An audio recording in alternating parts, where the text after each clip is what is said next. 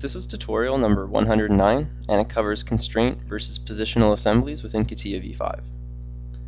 Now, what I'm going to do in this tutorial is I'm just going to give you a little bit of an intro to what we're going to be doing in the following tutorials, and kind of an intro to positional versus constraint assemblies in Catia.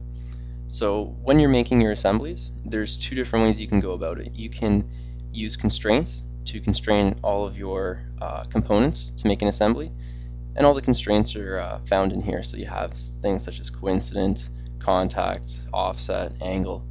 So using that, you're able to lock it in, and there's another way you're also able to do that, and that's with positional. So with positional, you'd be using the manipulation and the snapping tool to snap all the components into place. So each of these, there are two different styles of creating assemblies, and each style has its own advantages and disadvantages. So with a fully constrained assembly, what you're able to do is, say, put all the constraints on there, and if it's a moving part, you're able to move it around and move it, position it, and you're able to see the travel and whatnot.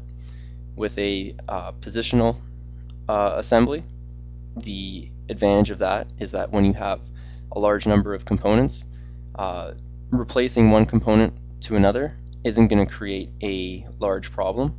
So with the constraints though, as you have so many constraints relying on each other, when you replace a component, sometimes it's not going to fully replace from one to another, so you may run into problems with the constraints following from one move to another, so you're going to run into problems. So for larger assemblies, positional is really good, and with the fully constrained, it allows you to see the motion a lot easier and a lot quicker. You're still able to do it with a positional assembly, except that it takes a little bit more time to set it up and move it around.